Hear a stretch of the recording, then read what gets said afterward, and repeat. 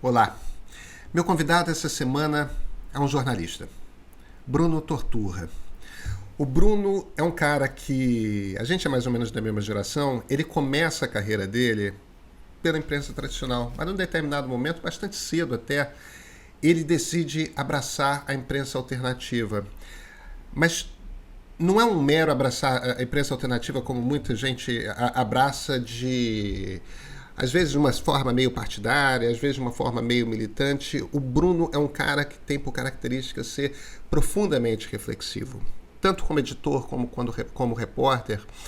Quando ele vai para a rua ver algum tipo de coisa, ele não está apenas reportando, narrando os fatos. Simultaneamente, ele está consistentemente pensando, refletindo, tentando entender o que aquela história quer dizer num arco maior. Ao mesmo tempo, como ele está constantemente pensando no ato de fazer jornalismo, né? Como é que o que o digital transforma? Como é que você pode reinventar o jornalismo? Que tipo de jornalismo é necessário perante um mundo que vive estes fenômenos?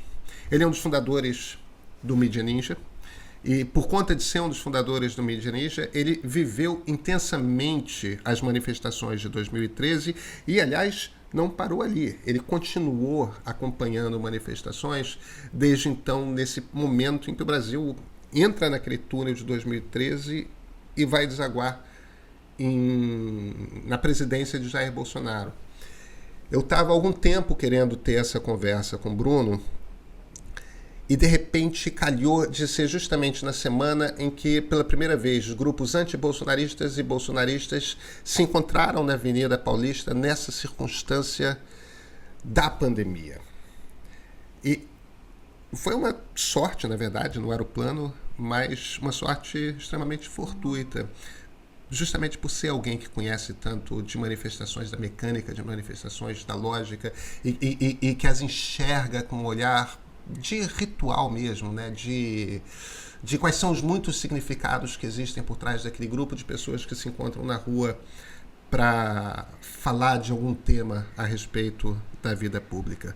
O Bruno hoje toca um projeto pessoal dele, que é o Estúdio Fluxo, além, claro, de ser um dos cabeças do Greg News. Mas eu não quero, de forma alguma, como nunca quero, impedir demais, atrasar demais a vinda dessa conversa. Então, com vocês, Bruno Torturra.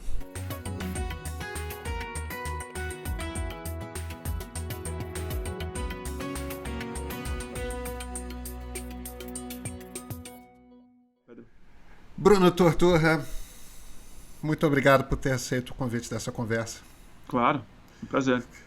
Cara, eu quero começar pelo nosso domingo. A gente teve uma novidade no domingo. Pela primeira vez, tanto no Rio quanto em São Paulo, aliás, de certa forma, mais intensamente em São Paulo, houve grupos pró-democracia, anti-Bolsonaro nas ruas. É claro, a gente está numa situação que, por conta da pandemia, a reclusão social é recomendada.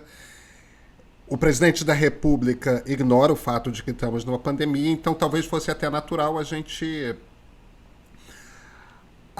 tá nesse momento que grupos anti-bolsonaristas não estavam na rua, mas grupos bolsonaristas estavam. Mas ontem, com movimentos contra racismo no Rio de Janeiro e com as torcidas organizadas de Corinthians, Palmeiras e Santos na Avenida Paulista, isso mudou.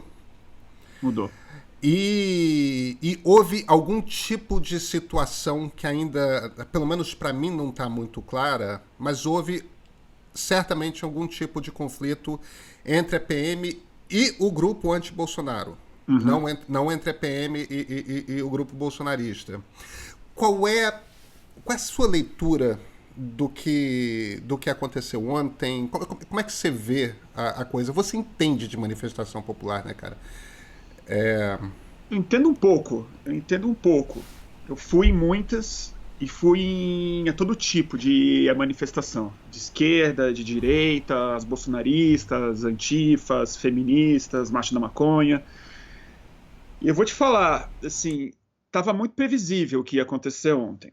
E acho que a cena para a gente entender isso, que é muito significativa, foi antes de começar as bombas, antes das bombas começarem a explodir, tem uma cena que a Globo News fez de cima do helicóptero, que você via bem que tinha uma tropa de choque que estava só de um lado, muito antes de tudo começar. Tinha uma tropa de choque que estava atrás da linha dos policiais que viam os manifestantes pró-democracia e anti-Bolsonaro. Eu moro na frente deles. Eu estou aqui, eu vejo toda a manifestação. Toda a manifestação, eles estão na minha porta de casa. E eu te digo, nunca veio o choque nas manifestações do Bolsonaro. Eles nunca estão nem nas redondezas. Eles não ficam de prontidão na praça, eles simplesmente não aparecem. E a polícia militar sempre chega antes. E eles param antes o trânsito, ficam absolutamente juntos dos manifestantes. E isso é um fenômeno que vem acontecendo há muitos anos, né? E acho que agora e acho que ontem a coisa mais significativa que aconteceu foi que isso ficou muito claro. Está bastante óbvio. Aconteceu no Rio, a gente tem vídeos que a gente vê o deputado falando com um cara da polícia militar que eles iam atear fogo na bandeira e tal. E em São Paulo aconteceu isso, que foi uma provocação clara que aconteceu, isso é evidente, de uns bolsonaristas, gente com uma bandeira bastante estranha, né? Que foi lá no meio deles e foram escoltados de maneira muito pacífica pela própria polícia. E aí, naturalmente, o conflito começou. Pelo que eu vi, as primeiras bombas saíram da polícia militar. Mas vamos dizer que mesmo que houve algum arremesso de alguma coisa, uma garrafa de água, uma pedra pequena, alguma coisa, isso não justifica de modo algum o volume de bombas que foi arremessado. Mas muita bomba, a tarde inteira bomba, muito alta. Gás na vizinhança, as pessoas em casa se sentindo sufocadas, que é algo que a gente esquece. Esses gases são tóxicos, eles se espalham por grandes áreas. Então não há qualquer tipo de equivalência possível entre algum vandalismo ou alguma violência que os manifestantes possam ter cometido após a repressão ao que o Estado segue fazendo. Então eu acho isso é base, assim. Outra coisa que para mim é muito chocante, isso para mim é uma questão muito perturbadora. A gente está na pandemia, cara. Tipo, esse pano de fundo, ele não é um pano de fundo, ele é um piso, ele não é um cenário, ele é o chão no qual a gente está pisando. E isso virou algo menor agora, né? Então, eu acho que isso é uma grande novidade. Eu acho que põe um tipo de terror na cabeça de quem está prestando atenção nisso, muito inédito, que não é uma crise simplesmente política. Eu confesso que antes também dos manifestantes irem, e eu ainda estou em dúvida em relação a isso, eu não estava achando uma boa ideia de ter manifestações anti-Bolsonaro dessa forma agora. Mas eu compreendo também.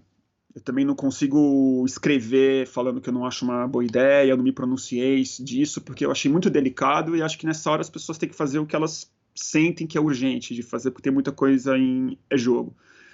E eu ainda não sei no que isso vai dar. Porque, de algum jeito, ontem eu senti isso também. Você justifica muito o endurecimento da polícia, do Estado, mas, ao mesmo tempo, ser pacífico em relação ao que está acontecendo é muito difícil. Mas eu insisto, eu acho que o fenômeno que eu acho mais grave é a polícia militar se tornando militante e não militar. É a polícia militar não aceitando mais o comando civil e se vendo como a face do Estado autônoma e alinhada com a ideologia do Bolsonaro e dos manifestantes antidemocráticos. E aí, só para encerrar essa resposta, assim, acho que outra coisa muito significativa que eu escrevi ontem, vi que você até espalhou também, assim, o Bolsonaro ontem foi num cavalo, né? Ele subiu num cavalo para falar com o povo que o apoiava. E o cavalo não era do exército, era da polícia militar. E acho que o sinal está muito claro. Aonde ele vê a sua força armada, aonde ele vê uma capilaridade possível de reprimir a dissidência dele e de assustar as pessoas que poderiam ser a sua oposição. Esse grande varejo da violência que a polícia militar representa no Brasil é de onde o Bolsonaro sai. Essa autonomia violenta, é o que ele sempre representou, tanto no Exército como depois com a sua relação com as milícias cariocas. E agora a gente está vendo o Estado assumindo isso de cima para baixo e não de baixo para cima mais. Então há um encontro do baixo escalão que sobe e agora do alto escalão que vai de encontro ao baixo. Isso é onde eu acho que a ameaça está mais colocada. E isso não é claro onde isso pode dar, de que forma que uma ruptura se dá. Então eu estou muito perplexo, não sei muito o que falar também. Eu hesitei muito em falar, em fazer uma transmissão ontem, que muita gente estava a fim de escutar o que eu estava achando disso tudo, mas eu ainda estou observando, assim. Não, eu acho perfeitamente razoável observar. Tem muita coisa acontecendo ao mesmo tempo e processar tudo dá um certo trabalho e tem uma margem de erro natural, né, de qualquer tipo de análise.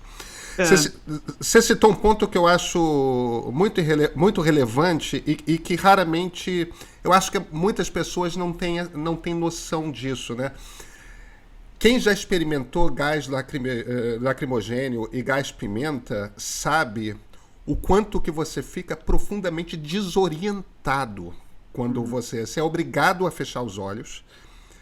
Tem um monte de coisa acontecendo ao seu redor. No entanto, se você abre os olhos, a única coisa que bate é, no caso do gás pimenta, né, a ardência. Gás lacrimejante, você não para de lacrimejar, você fica cego em essência enquanto tem uma... E você não respira bem, né? E você não respira bem. E tem uma pancadaria acontecendo ao seu redor. Quer dizer, você não consegue se defender. Quer dizer, é uma arma muito poderosa para você evitar que manifestações se tornem mais violentas. Mas, por outro lado, quando a polícia está sendo muito agressiva após jogar isso, você está atacando um bando de gente que não tem como se defender, né? Sim, e uma coisa que a gente esquece, que eu acho que a gente tinha que ter tido esse papo há muitos anos, quando a polícia começou a atirar gás indiscriminadamente antes de junho, na verdade. Foi em 11 que eu estava numa manifestação que houve uma nuvem de gás. E assim, não são só os manifestantes, né? É gente que está andando na rua, gente que está passando, as pessoas que moram nos apartamentos e tal. E a gente esquece de algo muito central nisso. É altamente tóxico, Pedro. É cancerígeno. É perigosíssimo para quem tem problema pulmonar, para quem tem asma, para quem está grávida, para quem é idoso. É uma arma química. É um tipo de arma química de baixa intensidade, se você for comparar com uma arma química mesmo, mas é algo muito tóxico. E tem uma recorrência que a gente vive hoje, né, que é o sufocamento, né? A Covid, o ajoelho, né? A gente está falando sobre respiração. O George Floyd foi assassinado não conseguindo respirar. Essa doença que a gente vive tem a ver com falta de ar, com respiração. A gente sente que tem um sufocamento social, um pouco metafórico, e o gás lacrimogênio que vai no pulmão. Então a gente até tem esse caráter, que eu acho que é importante de falar mesmo. Eu tenho asma, por exemplo, e um dos motivos que eu saí da rua em junho foi ter respirado tanto gás que eu não dormia mais, por causa de asma. Eu não conseguia ficar deitado mais. Eu tinha que sentar para conseguir respirar. Isso sim, dias e dias após ter ido em manifestação, porque eu respirei muito gás. Então a gente esquece disso também, que acho um ponto que a gente não consegue discutir. Assim. É uma coisa tóxica. E a polícia não joga uma, duas bombas, ela joga centenas de bombas, cara. mas assim, é muito. Elas custam caro também. Elas custam uns R$ 1.000 uma bomba de gás que a polícia usa. É uma fortuna. E eu não sei, assim, eu senti o cheiro de bomba na minha casa já. Entendeu? E isso que eu moro alto. Imagina as pessoas respirando isso. A gente naturalizou, né? E a polícia, a gente não discute isso como algo sério, porque eles fazem isso em nosso nome mesmo, né? Eles são o braço do Estado. E a gente normaliza eles como se fosse uma outra facção, sabe? Ah, eles estão, tipo, revidando pedras. Mas é o Estado. Eles não têm que revidar nada. Eles precisam assegurar aquilo ali. Eles têm que fazer uma outra coisa. E é um nível de violência que a gente naturalizou no país. E acho que isso se conecta com junho profundamente, assim. Profundamente. Como que a polícia começou a se ver como uma força autônoma em manifestações, como já tem um balé já organizado, assim, ela já faz isso sem ordens do governo. Você está falando muito de junho, eu imagino que a maior parte dos espectadores tenha imediatamente identificado, você está se referindo a junho de 2013. De 2013, já faz tanto tempo, né?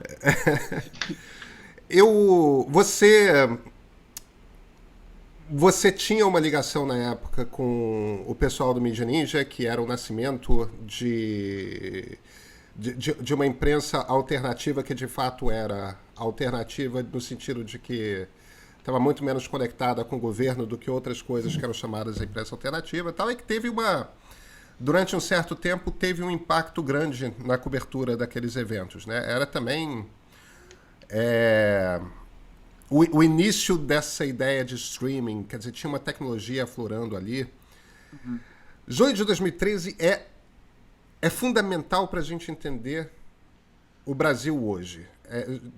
É como se naquele momento algum tipo de rompimento tivesse ocorrido e o Brasil tivesse entrado em um túnel ali e a gente ainda está tentando compreender o que houve em 2013 e lidar com as consequências de 2013. Quem que você acha que estava na rua pedindo o quê? Ah, nossa. Olha, eu volto a um tweet que eu fiz naquela segunda-feira que todo mundo foi para a rua. Depois da grande violência de quinta-feira, eu já me confundo quais os dias foram. Mas teve aquela quinta-feira fatídica aqui em São Paulo, com muita violência policial, muita agressão. Todo mundo sabia que aquele dia ia ser muito intenso, mas não imaginaria como. Algo aconteceu entre quinta e segunda-feira, que a gente pode depois discutir. E na segunda-feira, a gente sabia que ia ser grande, mas não sabia que ia ser aquela grande novidade, que algo muito grande emergiu. E eu lembro quando eu estava no Largo da Batata, antes de sair, antes de entender o tamanho do que ia acontecer, e eu vi que tinha punk, anarquista, tinha o PT, tinha o PSTU, tinha uma classe média desorientada, tinha maconheiro, tinha autonomista, tinha gente de direita, claramente, tinha tucano, tinha gente pedindo intervenção militar, tinha gente desavisada, tinha gente passeando. E aí eu lembro que eu tuitei assim, falei, nossa, muita gente aqui se odeia e ainda não sabe, ainda não descobriu. Porque eu falei, isso está absolutamente incompatível do ponto de vista ideológico. E se você andasse na rua, que acho que é o único jeito que o Brasil pôde pôr 1 milhão de pessoas na rua, é sem uma coesão. Porque a gente não tem 1 milhão de pessoas que vão para a rua pela mesma causa no Brasil. A gente não consegue fazer isso. Então a gente meteu muitos e muitos grupos e havia uma... E para mim hoje é muito claro o que aconteceu. Não é muito claro, desculpa, mas eu tenho uma versão um pouco mais clara do que na época. Se você olhasse aquela multidão caminhando e não tinha liderança, isso é outra coisa que se fala muito, não tinha uma causa clara, não tinha demanda e tal, cada pessoa tinha uma cartolina com uma frase específica. gente falava de educação, tinha gente com piada, tinha gente falando de revolução, tinha gente falando sobre a Primavera Árabe, sobre educação, sobre corrupção, sobre patriotismo. Era uma timeline, não era uma manifestação.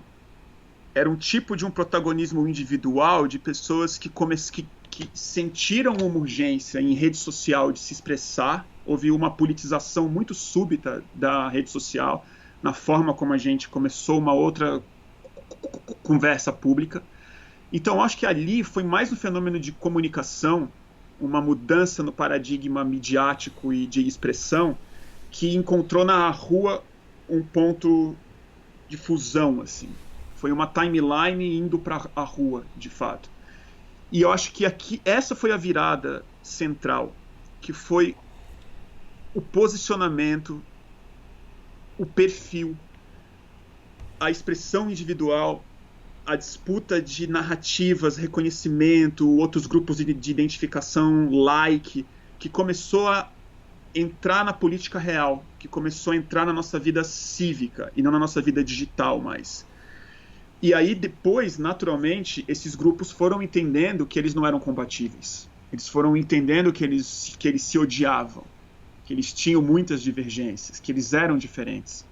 E houve uma entrada tão grande de gente nesse grupo, uma sensação de protagonismo histórico que o Brasil não sentia há tanto tempo, do ponto de vista individual e não das organizações, que esse processo foi um processo de criação de novas identidades ao longo dos próximos anos e meses. Que junho não inaugurou exatamente, mas ele representou isso como o grande festival disso, como a grande fundação disso no Brasil mesmo. E acho que tem muita interpretação possível de ser feita. E acho que ela nunca vai ser encerrada, exatamente por conta disso. Ele foi um fenômeno hiper, né? Ele se deu na cabeça de pessoas de maneira muito diferente. Ele provocou muitos traumas em muitas pessoas de forma diferente. Ele tem uma dimensão midiática, tem uma dimensão política, tem uma dimensão urbana. Vai depender muito do dia de junho que você está falando. Vai depender do que aconteceu em São Paulo, do que aconteceu no Rio, do que foi muito diferente do que aconteceu em São Paulo, profundamente diferente. O que aconteceu no Sul. O que aconteceu nos jovens, que hoje têm 20 anos, mas naquela época tinham 12 anos ou 13 anos, né? E que viram aquilo acontecer de fora, e foi a inauguração de um processo político. Mas, ao mesmo tempo, eu também acho que a gente supervaloriza junho como o único ponto de inflexão real que houve, mas eu acho que teve algumas coisas que aconteceram depois de junho que também são muito importantes de serem entendidas, como a Copa do Mundo, que acho que a gente pensa muito pouco no que aconteceu lá, e acho que foi muito central para o bolsonarismo começar a se organizar de algum jeito, até com seus ícones estéticos, né? Mas eu não sei, Pedro, essas coisas mudam na minha cabeça o tempo inteiro, assim. Se me perguntasse só um ano atrás, a minha resposta ia ser outra, assim. Eu sei que da minha cabeça, assim, acho que tem algo em junho para fazer uma crítica que acho que pegou todo mundo.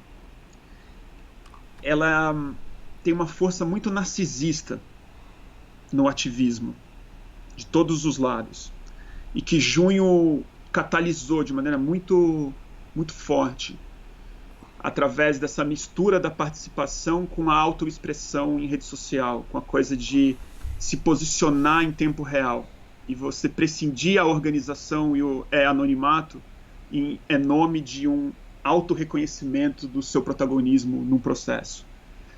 E acho que isso, mais do que a destruição dos partidos, das instituições, eu acho que é uma destruição de um processo necessário, que é uma política das relações, que é a gente parar de se encontrar, parar de se organizar, parar de pensar estrategicamente e sempre ter uma política muito performática, muito em foco na própria autoimagem, no posicionamento, nos grupos de identificação, numa outra economia muito diferente da que a gente conhecia antes em termos de participação e ativismo, eu acho.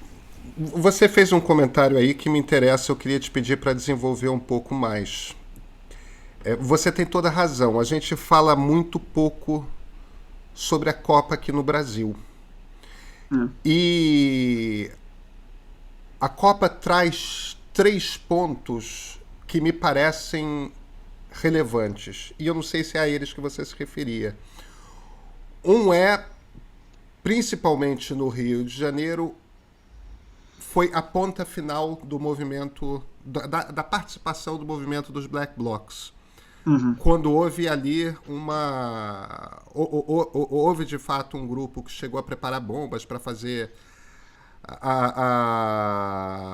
algumas ações, mas já havia algum tipo de investigação policial e talvez em alguns casos injustamente, em outros casos não. Aquilo foi um capítulo que foi fechado ali, a participação social nesses movimentos sociais dos Black Blocs. Um segundo ponto que me parece importante e que a gente fala pouco demais é que, cara, o 7-1 foi um trauma. Completamente. Aquele 7-1 quebra de vez uma... Não é diferente do Maracanazo. Embora você não tenha tido o fenômeno meio romântico que se reclama, que se descreve do Maracanazo na final de 50, quando o Maracanã ficou em silêncio e tal, o Brasil estava numa onda, vinha da primeira década do século, numa onda de o Brasil grande, e de repente aquele 7-1 é uma humilhação em território nacional que a seleção brasileira nunca tinha vivido.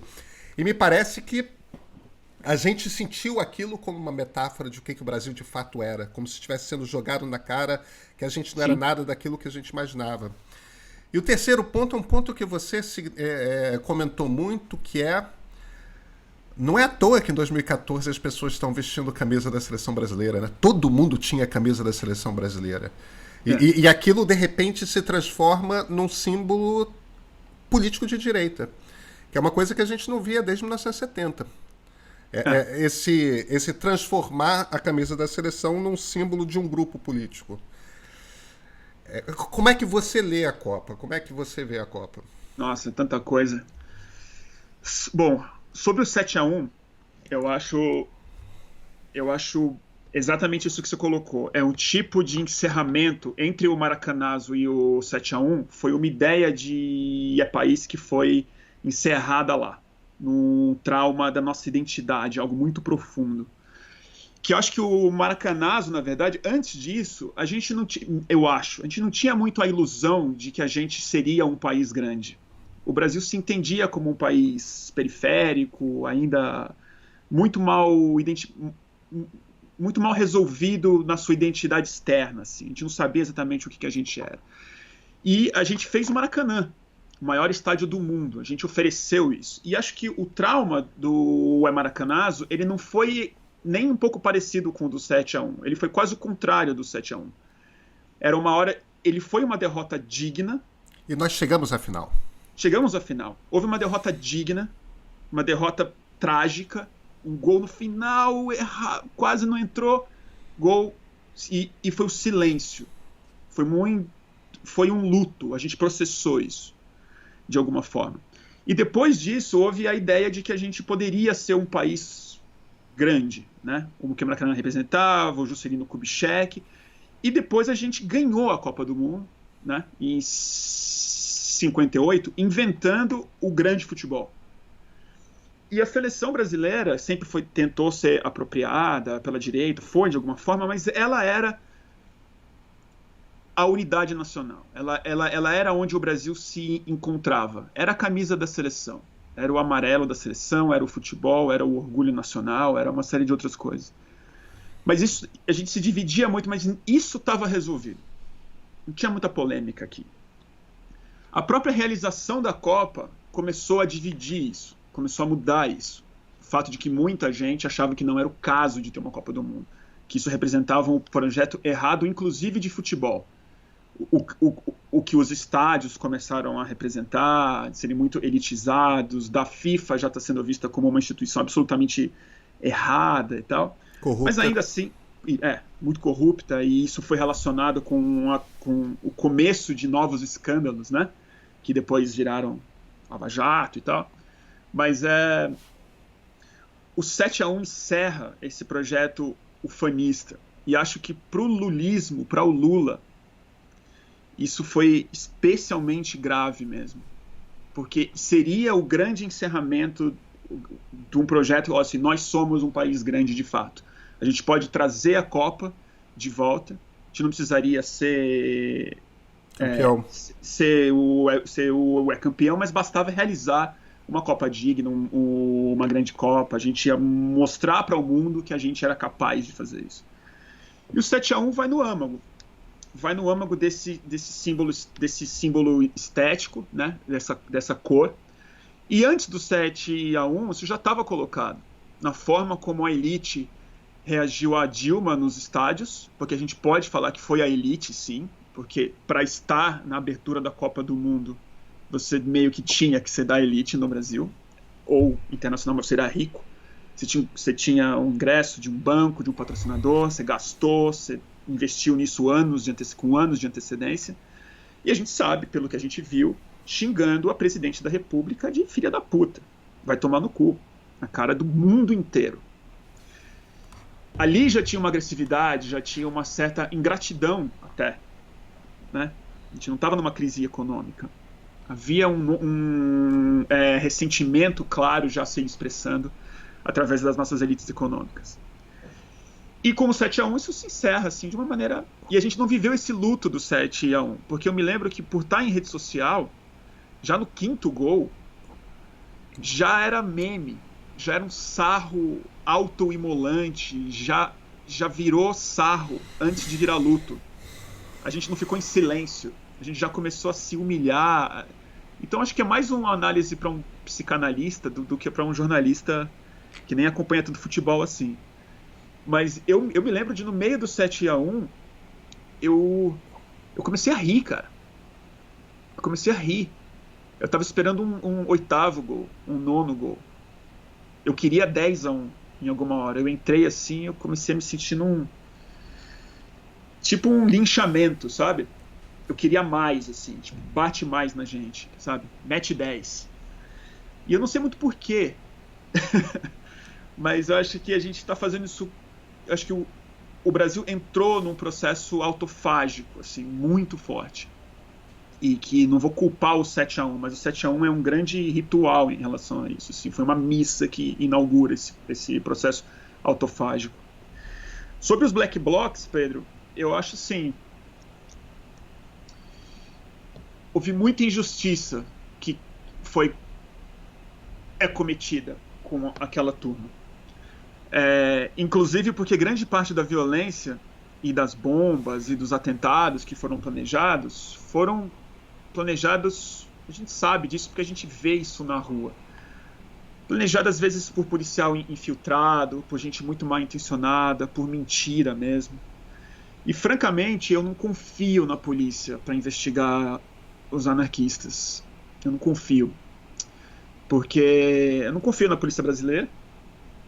E eu acho que há muitos anos antes eles já identificavam, porque eu acho que os anarquistas fazem isso mesmo, mas a polícia é o inimigo, né? Então eles veem que eles não estão numa luta contra vândalos ou pessoas que estão depredando o patrimônio público. São inimigos existenciais da polícia. Então eles têm um prazer específico em perseguir eles. Eu acho, e aí é uma divergência que a gente tem, eu e você mesmo, na forma como a imprensa fez a cobertura dos Black Blocs, porque eu já disse isso em outras oportunidades, assim, eu nunca botei uma máscara para ir em manifestação, eu nunca atirei um clipe em cima de ninguém, nunca destruí nem banco, nem nada, nem patrimônio de ninguém, muito menos o corpo de alguém, nunca botei fogo em nada, porque eu não acho produtivo e porque eu tenho medo, não gosto de violência. Nunca briguei na minha vida. Mas a sociedade brasileira e a imprensa brasileira e a maioria das pessoas no Brasil mesmo, a gente se escandaliza muito mais com jovens que tacam fogo em lixo do que com a polícia militar que quebra a cara das pessoas e joga gás lacrimogêneo na cara das pessoas. E a polícia começou a fazer isso muito antes dos black blocs aparecerem no meio da rua. Eu fui no MPL, eu ia nas manifestações, eu também sou contra o aumento de ônibus. E eu vi as balas sendo atiradas na frente de estudante, jovem, adolescente, gás lacrimogêneo, pancada, porrada, prisão injusta. Vi na Marcha da Maconha, vi em marcha feminista, vi em marcha de periferia. E os black blocs, eles aparecem como uma necessidade social de falar assim, a gente vai para a linha de frente. A gente enfrenta esses caras. Pode deixar. Isso é uma ideologia. Assim, o jeito de acabar com os antifas é acabar com o fascismo. Assim, é fazer com que a polícia não faça com que os black blocs sejam necessários como forma de expressão. Porque eu também acho improdutivo do ponto de vista psíquico e tudo mais. Mas eles foram tratados como algo que eles não são. Eles não são terroristas. Eles não estão planejando morte de ninguém. E eu digo isso porque eu estava com eles lá, fazendo a cobertura. E eu vi, inúmeras vezes, eles indo e retirando as pessoas e os funcionários dos bancos antes de tacar pedra. Eu vi uma discussão de black bloc, e eu filmei isso ao vivo, estava fazendo uma transmissão. Um ia tacar uma pedra numa vitrine da loja da TIM. E aí os outros impediram ele, e teve um debate lá, se era ou não para arrebentar uma vidraça da TIM. E aí eles decidiram que não, porque se quebrassem a TIM, iam ter que quebrar a Claro, a outra, e eles disseram, não, vamos só em banco. É questionável. Mas eles tinham uma organização que a polícia não tinha, cara. A polícia manda a bala em quem for. O coronel não fala assim, será que a gente joga uma bomba naquele cara? Não, vamos só pegar aquele ali. Não, eles saem tacando bomba em senhora, em ônibus, em carro. Então há uma selvageria que está muito mais representada no Estado do que nesses manifestantes. E assim, sem dúvida, eles foram... Ali se encerrou uma coisa. Mas se a gente olhar para as pessoas, o que aconteceu com a Sininho, com a turma do Rio de Janeiro e tal, eles foram muito traumatizados. Eles não cometeram crimes que merecessem o tipo de punição de violência que eles sofreram. E a violência não é só policial, é uma violência midiática, uma violência de exposição, de ser capa da Veja, de ver o nome. Muito difícil, Pedro. Assim, o pouco de exposição que eu tive, que não foi nem um pouco perto, nem nada equivalente com o que eles receberam, é traumático, cara. Você se vê colocado como um inimigo da imprensa, como alguém que está criando o arruaça e tal. Mas eu acho que ali também abriu uma porta para a polícia se entender como essa força ideológica. A polícia radicalizou a ideia de que eles são de direita mesmo. Porque eu acho que a polícia, antes, eles sempre representaram, de algum jeito, a direita. Na forma como eles reprimem a sociedade, como eles protegem mais o patrimônio do que a própria vida, como eles reprimem mais a esquerda, historicamente. Mas ali eu acho que eles compreenderam que eles faziam parte de um processo político. E a polícia se politizou muito. E, enfim, não sei se foi claro, mas... Não, eu acho que foi sim. E você tem razão. A gente tem talvez menos desavenças do que você considera, mas a gente tem algumas discordâncias pontuais a esse respeito, sim. Eu te falo... Eu nem quero entrar muito nessa discussão. Uhum. Eu te digo por quê. Não porque eu acho que essa seja uma discussão que seja inútil hoje em dia, muito pelo contrário, eu acho que é uma discussão fundamental. A gente ainda tem que parar para entender o que aconteceu em 2013. Porque em 2013 a gente estava vivendo a coisa. A gente, conforme vai ganhando distância, a gente vai precisar cada vez mais sentar e ter essas conversas a respeito de 2013, mesmo que não seja para concordar, mas para compreender com um pouco mais de calma os argumentos de todos os lados. Independentemente disso, eu acho que tem dois pontos que não ficam muito claros para a esquerda. O meu trabalho no Globo naquela época, eu era o editor executivo responsável pela pauta. Em essência, eu decidia, junto com os editores de cada editoria, o que a gente ia cobrir naquele dia e que repórteres iam ser mandados. Em geral, a decisão de que repórter vai ser mandado é uma decisão do editor. O editor executivo não entra nisso. Quando começaram os Black Blocs, o nível de agressividade contra a imprensa começou a ficar tão violento. Isso não foi uma coisa só minha, não, no Globo. Isso todos os veículos de imprensa. Eu testemunhei muito. A gente começou a ter medo de que um jornalista fosse ficar gravemente ferido ou que até viesse a morrer, como de fato aconteceu. E eu não estou dizendo que a história do Santiago que morreu no Rio de Janeiro, o problema de quem é Black Bloc e quem não é Black Bloc é sempre a coisa. É claro que tinha P2 da polícia infiltrado. É claro que tinha gente de políticos que faziam se passar por Black Blocs também. Aquilo era uma grande confusão. Então você dizer quem é do movimento, quem não é do movimento, ainda mais quando a gente está lidando com anarquista, vira aquela coisa absolutamente impossível, né? Porque eles não se reconhecem muito como movimento, porque não temos líderes, porque não temos, mas, no entanto, eles fazem parte de uma teatralização de uma estetização da violência contra o poder do Estado, que eu compreendo do ponto de vista ideológico, mas que quando vira uma coisa prática, aquilo é violência na rua. Isso não é um inocentar a polícia de forma alguma, Bruno. Porque não acho que jornalista apanhar da polícia sempre aconteceu. A novidade em 2013 foi jornalista apanhar de manifestantes também. A gente nunca tinha lidado com isso. E o crescimento da violência, cara, eu nunca tive tanto medo trabalhando na minha vida de perder um jornalista. Nunca. Não, sim, eu sei. O meu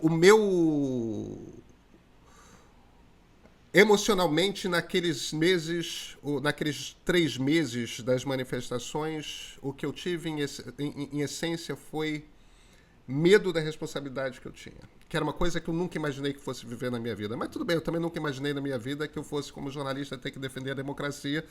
E é isso que está acontecendo agora.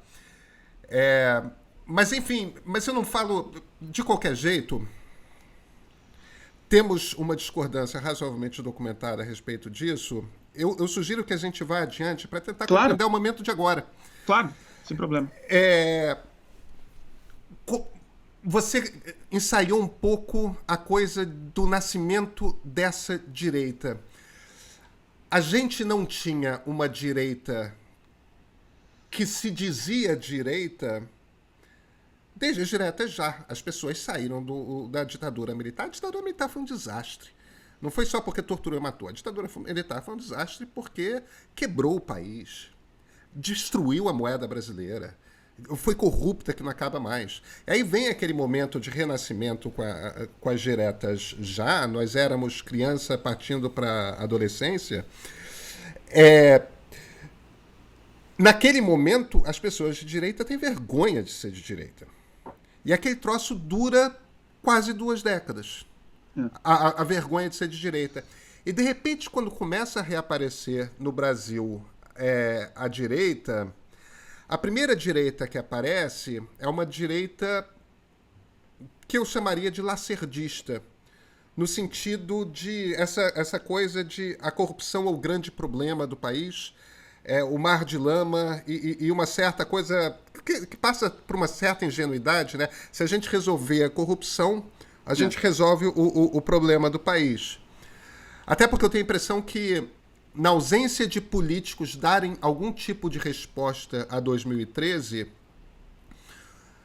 os procuradores de Moro apresentaram algum tipo de saída. Olha, esse é o problema. Eles tinham uma teoria. Exato. Entendeu? Olha, o problema é esse aqui e nós vamos resolver dessa forma. Então essa primeira direita que aparece me parece uma direita lacerdista. Só que junto com ela, no início meio minoritária e depois crescentemente, vem essa direita antidemocrática e autoritária que desemboca no Bolsonaro. Eu vejo essas duas direitas como coisas diferentes, tá? Que sim, estão juntas em vários momentos, mas que não são a mesma coisa. Como é que você identifica esse nascimento dessa direita? Como é que você enxerga essa direita? O que você vê, cara? Cacete, que pergunta difícil. Eu acho que também é uma fauna. Acho que ela não dá para simplificar, mas elas se fundem num oportunismo muito forte. Né? Eu tive essa sensação muito clara na reunião do Bolsonaro, reunião ministerial dele. Você vê que tá todo mundo meio tentando puxar o saco dele e tal, mas quando você vê, eles também se odeiam, mas estão juntos num oportunismo. O que o Ricardo Salles quer é uma coisa, o que a Damares quer é outra, o que o Paulo Guedes quer é outra coisa, o que o Sérgio Moro estava afim era outra coisa, mas eles viram no Bolsonaro esse cavalo de Troia que eles conseguiriam entrar pelo muro do Estado através de um atalho, que acho que é o que o Bolsonaro foi para muita gente de direita. Foi mais um atalho que eles precisavam do que um presidente da República ou do que um líder.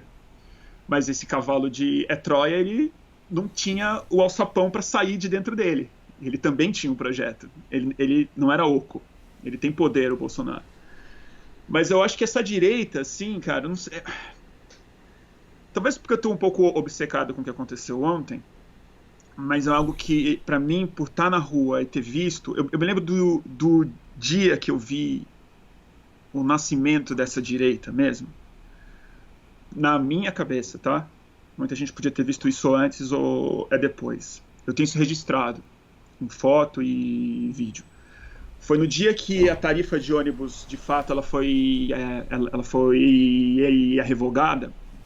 Depois da segunda-feira, foi revogada na quarta ou na terça, e a gente voltou pra rua na quinta, talvez? Quarta ou quinta-feira, aqui em São Paulo.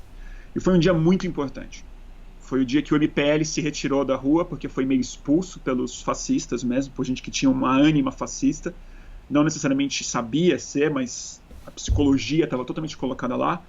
Os movimentos sociais de esquerda... Bruno, só para as pessoas saberem do que a gente está falando, quando você se refere a MPL, você está falando do movimento Passe Livre. Movimento Passe Livre, que foi a origem dos protestos, que estavam falando que a gente quer o fim do aumento de ônibus.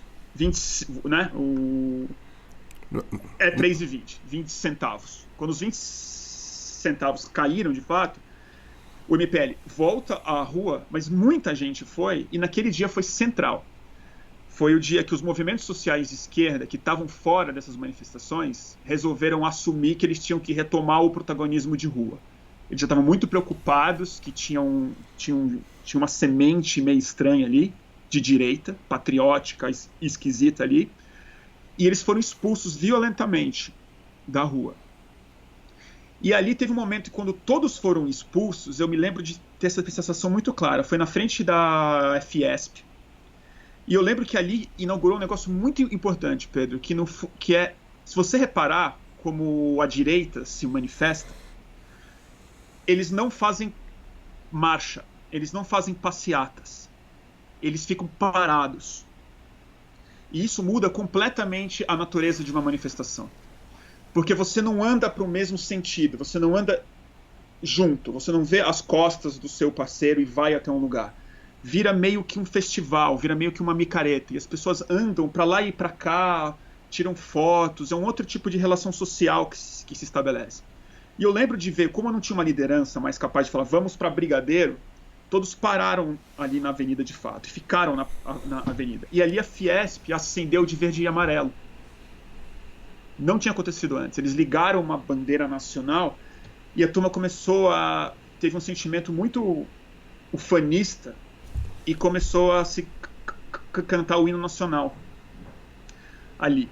Então ali eu senti que havia uma mudança de fato, essa sensação de um protagonismo histórico, ufanista, que uma classe média achou ali, na hora que eles expulsaram os comunistas, o MST, os anarquistas e tal, e virou uma festa, entre aspas, cívica.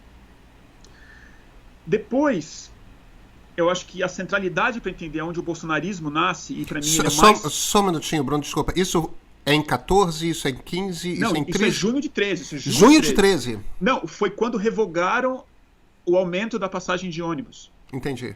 Foi naquela semana daquela segunda-feira. Foi na segunda teve isso. Acho que na terça ou na quarta-feira revogaram o aumento, o Haddad junto com o Alckmin no Palácio dos Bandeirantes. E na quinta, se eu não me engano foi na quinta-feira, foi uma comemoração por essa vitória.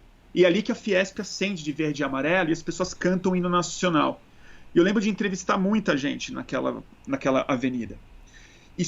E ali, para mim, tem uma chave mesmo, que é quando você entrevistava as pessoas, se você fosse perguntar, eles tinham pautas essencialmente de esquerda, comunista quase. A gente tem que estatizar todos os bancos, tem que acabar com esses bancos todos, a gente quer hospital público, a gente quer serviço de qualidade, a gente quer um Estado grande, eles estavam afim quando você fosse na pauta específica. Mas eles rejeitavam todas as organizações de esquerda. Eles queriam uma liderança que viesse do povo. Tem que ser a gente governando. Ninguém tinha a menor ideia do que estava falando, mas tinha uma sensação de protagonismo histórico. Era tipo um maio de 68 de uma classe média muito despolitizada, assim. E aí, eu acho que E aí, no final dessa manifestação, eu fotografei 2 pontos na Paulista que tinha suástica no chão. Que alguém pôs uma suástica no chão. E a gente identificava grupo fascista real ali já. E longe de mim achar que isso foi financiado por alguém, acho que isso é uma teoria completamente estúpida, mas havia ali uma psicologia fascista começando a achar um modo de expressão, que não é a direita exatamente, mas é um jeito de entender a política, é um jeito de entender qual que é a função do Estado.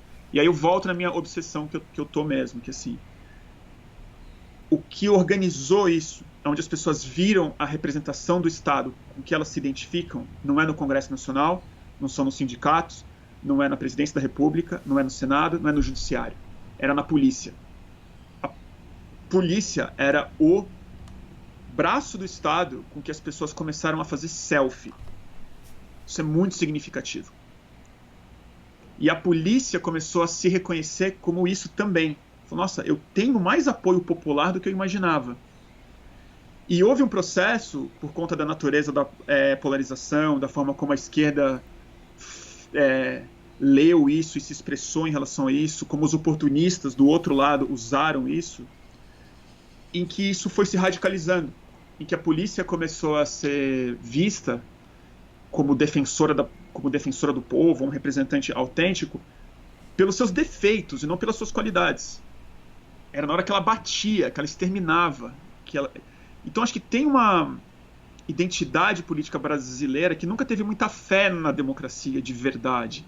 Nossa democracia ela tem uma data de validade muito curta, né? Ela é um produto muito perecível, historicamente.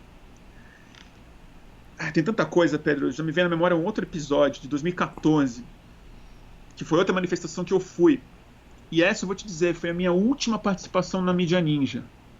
Que eu já tinha saído da Mídia Ninja, eu já estava no fluxo, eu saí em 2013. Mas em 2014 eu fiz uma transmissão especial para a Mídia Ninja, que foi na marcha comemorando os 50 anos do golpe militar, de 64.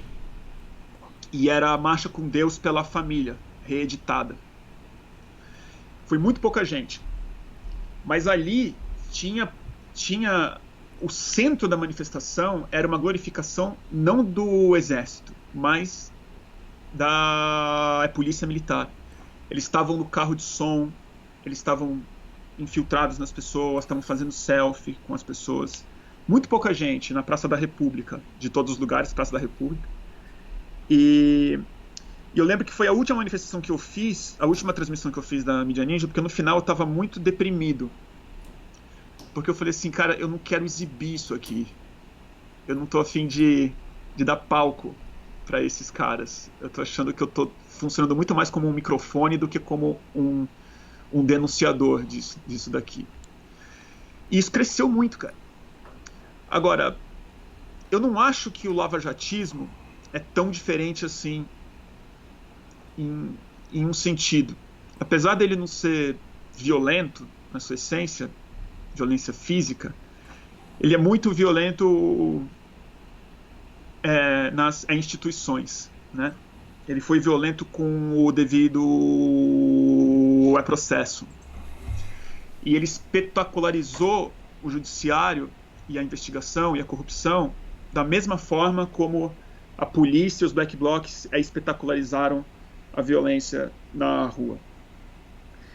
E essa compreensão cinematográfica de uma novela, de um enredo, ela pode não ter sido a mesma coisa na origem, mas ela faz parte da mesma perda de limites que a nossa república passou nos últimos anos, assim, de que existe algo mais importante do que as instituições, do que o respeito pela carta, assim, que é vamos passar o nosso bonde aqui, em nome de algo melhor, em nome de algo que justifica isso. E aí eu acho que, claro, que uma coisa encaixou com a outra perfeitamente. Pessoalmente, eu achava que o Bolsonaro ia ganhar a presidência já desde 2016, assim, porque eu não imaginava como uma direita moderada poderia se beneficiar disso, assim. E eu queria estar errado, assim, eu queria estar bem errado. Tem uma coisa que me chama a atenção aí. É evidente que há fascistas dentro do bolsonarismo, embora eu tenha uma dificuldade de considerar o fascismo como uma força predominante dentro do bolsonarismo. Agora, o que você descreve aí é um movimento que quer um Estado total. Uhum. De direita, que glorifica violência policial, é por definição fascista. É por definição fascista. Isso é porque a diferença que eu vejo do lavajatismo para isso é a seguinte: o lavajatismo é uma coisa que existe. Democracia só começa de fato no Brasil na República de 46, porque a primeira República, embora houvesse eleição, era uma república oligárquica, né? Você tinha menos de 10% da população votava. Você tem uma... Tipo, não é que o cenário das democracias internacionalmente fosse muito diferente, mas não é o que a gente chama de democracia. Então a democracia começa mesmo depois do Estado Novo. E essa força dessa direita anticorrupção, extremamente moralista e tal, sempre existiu, sabe? É o lacedismo, cara. Entendeu? É um pedaço do denismo. Não é todo o denismo, mas é um pedaço do denismo. E sempre existiu, porque é mais ou menos dessa época também, que é o final do Estado Novo, que começa aquela coisa... rouba mais faz, entendeu? Quer dizer, a corrupção começa a ter um papel maior na história política brasileira. A corrupção não era uma questão... As pessoas não enriqueciam, políticos não enriqueciam na Primeira República. Eles começam a enriquecer a partir dos anos 40. É isso que... Então, é diferente de uma índole fascista que você vê em circunstâncias como essa que você descreveu, do sujeito que é de direita, no entanto, que é uma coisa que é um Estado total, e vê esse Estado personificado numa milícia ou numa polícia. Uhum. Entendeu? Isso é fascismo. Assim como o ritual de sábado à noite com tochas, aquilo é um ritual fascista. Em qualquer lugar do mundo aquilo vai ser chamado de um ritual neofascista. Uhum. Né? A única vez que isso aconteceu no Brasil foi nos anos 30 com o integralismo. Isso havia desaparecido. A ditadura militar não é uma ditadura fascista. É uma ditadura de direita, é uma ditadura autoritária, é uma ditadura assassina, é uma ditadura corrupta, muitas coisas. Mas fascista ela não é. Os movimentos militares dos anos 60, 70 e início dos 80 na América Latina não são fascistas, são uma continuação do caudilismo, né? Eu concordo. Então, mas eu tenho uma certa dificuldade de... Eu concordo com você que aquilo é uma... Existem várias direitas ali dentro do governo Bolsonaro. Eu tenho dificuldade de ver qual é o tamanho do movimento fascista dentro... Ou não do movimento, porque não há um movimento organizado, mas do ideário, de uma ideologia fascista dentro... Dentro do governo? Dentro do governo. Eu acho que aí que tá. É uma discussão complicada e eu também não sou muito especialista nisso, Pedro. Eu não sou um cara que estudou muito política, não estudei muito história e tal. Eu dou muito palpite. Mas e eu sei que como você é muito mais ligado em história, eu entendo que você procura mais os elementos históricos que vão definir o fascismo, para chamá-lo de fascista. Mas eu acho que talvez a leitura que mais me interessa do fascismo, ela não é como ele se expressa no Estado, mas é a leitura psicanalítica, a leitura filosófica do fascismo. De que forma que ele representa uma pulsão interna no ser humano. Freud e Adorno. É um pouco mais isso, assim, tipo, que eu também não li, mas eu sei mais ou menos as leituras que eu fiz sobre psicologia de massa, o próprio Reich, Adorno e tal, e como eu vi na rua as pessoas expressando essa pulsão fascista, que às vezes está dentro de gente de centro, gente de esquerda também, mas que quando ela se expressa de maneira bem mais acabada é sempre na direita mesmo, porque ela tem a propriedade como a grande prioridade a ser preservada e não a vida. E acho que o que define mais o fascismo do que o totalitarismo e essa ideia de um Estado único, que sem dúvida se expressa sempre assim, é uma outra ideia de morte. Eu acho que é a relativização da morte e uma glorificação da morte. Por isso que eu acho que é uma coisa psicanalítica e meio libidinosa, tem alguma sexualidade maluca aí no meio que eu não sei interpretar.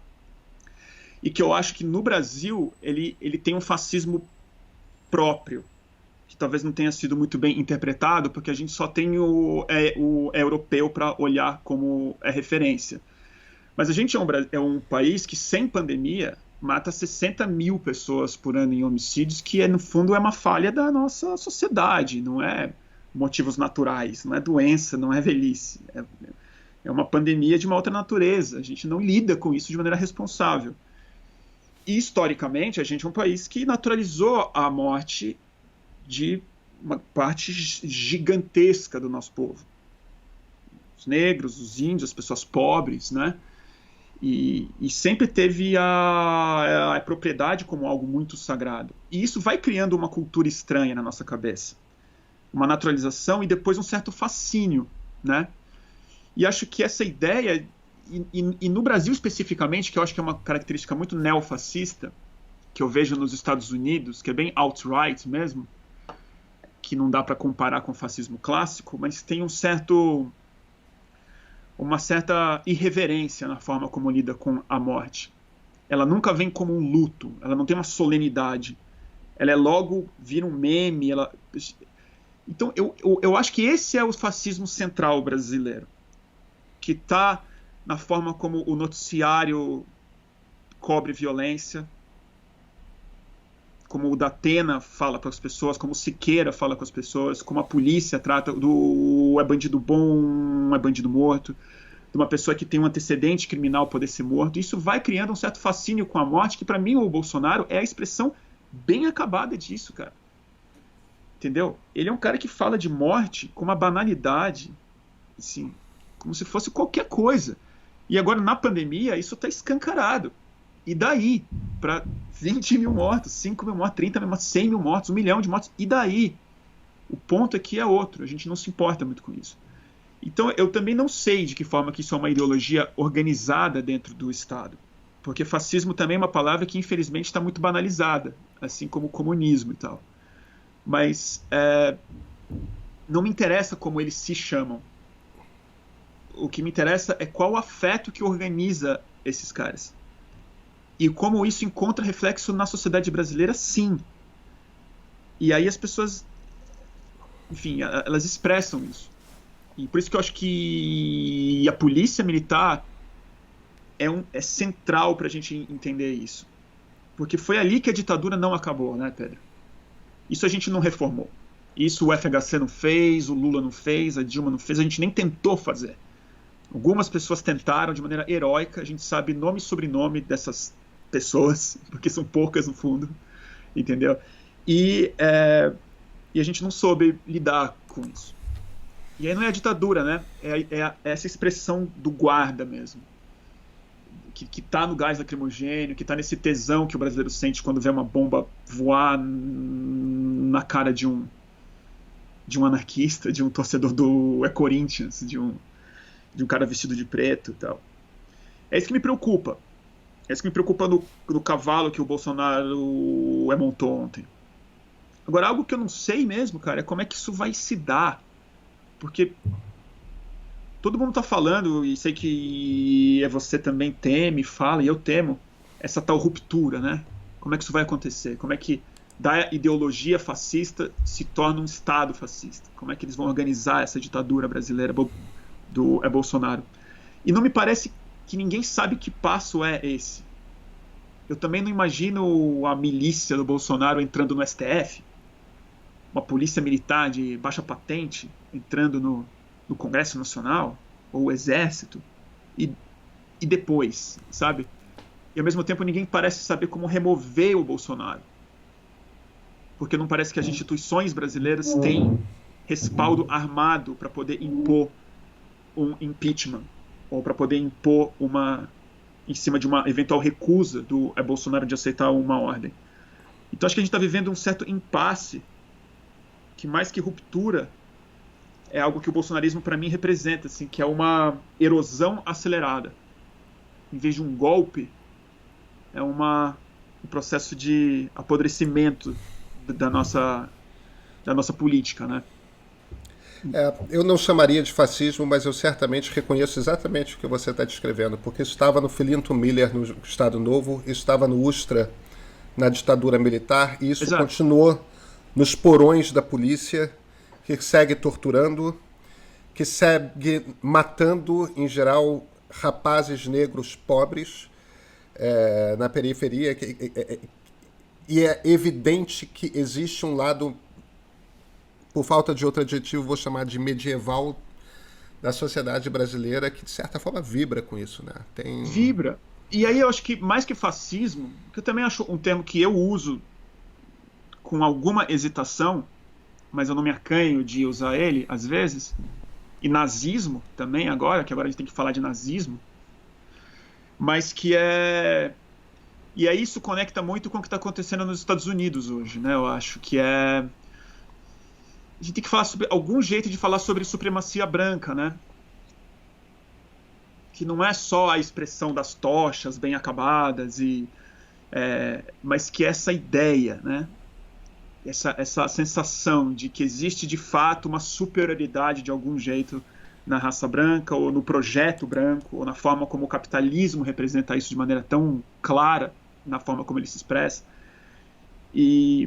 Então, essas coisas estão todas em movimento, e naturalmente, mas tragicamente, a gente só tem a terminologia do século XX para se referir a isso, né?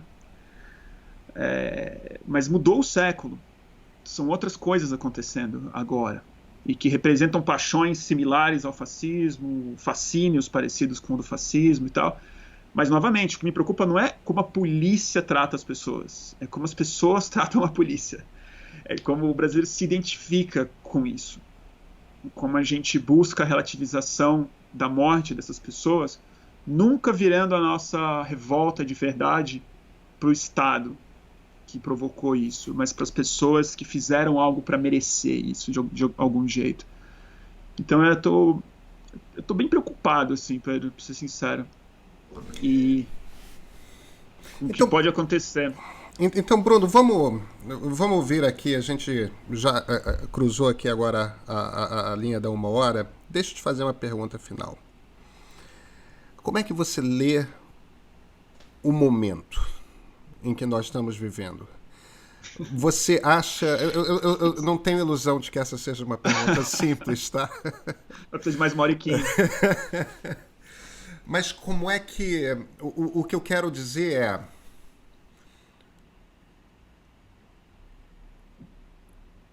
Partindo-se do princípio de que o Supremo começou a agir, concretamente, e está construindo um caso. E não depende do PGR para o TSE, por exemplo. Para outras coisas depende, mas no TSE não depende. Existe, dentro do Congresso Nacional, tem um acompanhar diário das pesquisas de opinião. No momento que Jair Bolsonaro, isso tende a acontecer com o aumento de mortes, conforme Jair Bolsonaro... No momento que o Jair Bolsonaro encostar nos 15% de ótimo e bom, o processo de impeachment vai começar a circular. Quer dizer, é uma questão de tempo, mas movimentos existem. Sim. O problema é que a gente não sabe quanto tempo que isso vai demorar para acontecer, porque a democracia tem seus ritos que têm uma certa lentidão. Sim. Você tem medo do quê, cara? O que você acha que pode vir a acontecer que te causa mais angústia? É uma boa pergunta. Eu tenho medo de quê? Eu vou te falar, eu não sei. Eu adoraria materializar esse medo em alguma coisa tangível, assim, alguma coisa clara. E eu acho que a pandemia coloca isso, já me colocou num estado de ansiedade tão forte. E é isso que eu falei no começo, antes da gente começar a gravação, né? Eu não tô dormindo direito, eu tô ansioso pra caralho, eu tô tomando antidepressivo, tô tipo... Eu tô no Rivotril, se servir de consolo. E eu não costumo tomar. Eu tomei Rivotril ano passado, em algumas ocasiões, aí eu vi que eu ia começar a tomar muito, eu parei. Porque vicia, Pedro, então toma cuidado. Eu sei. Mas tô tomando remédio, e tô lidando com essa situação. Então eu não sei do que eu tenho medo. E quando você não materializa esse medo, ele vira um afeto também perigoso, porque aí você busca qualquer tipo de ordem, né? E acho que a pandemia coloca isso na sociedade brasileira também de algum outro jeito. Mas, assim, como é que eu explico isso? Sobre a política mesmo, eu tenho medo desse processo de perda de popularidade do Bolsonaro custar mais tempo do que o que a gente pode suportar como sociedade e de uma certa convulsão social vinda da falta de liderança real que a gente tem no Brasil hoje, de todos os lados. Falta de vocalização que seja capaz de produzir algum tipo de calma, de sanidade, de orientação e tal, e que protestos e brigas reais, e violência real física possa começar a se difundir no Brasil, e aí começa a se tornar mais plausível um estado de sítio, uma adesão do exército em termos de vamos cumprir a nossa função de botar ordem na casa, tudo mais, porque não é só mortalidade que vai aumentar logo, é a depressão econômica real, né? O auxílio absolutamente insuficiente, muito desorganizado, intencionalmente desorganizado. Aquela reunião ministerial, não sei nem o que dizer dela. A gente está na mão desse tipo de gente mesmo, desse tipo de, na minha opinião, de escória mesmo, assim, da política e de cada disciplina que esses caras representam. Então eu tenho medo disso. Eu tenho medo de que as nossas... Porque instituição, né, Pedro? Instituição, ela é o que as pessoas fazem dela, né? Delas. Então, a gente não tem material humano muito bom no controle. Eu entendo que o Congresso Nacional tá reagindo, mas eu tenho que me lembrar sempre que o Rodrigo Maia, ele não é exatamente né, assim, um grande estado, um homem de Estado, um cara corajoso.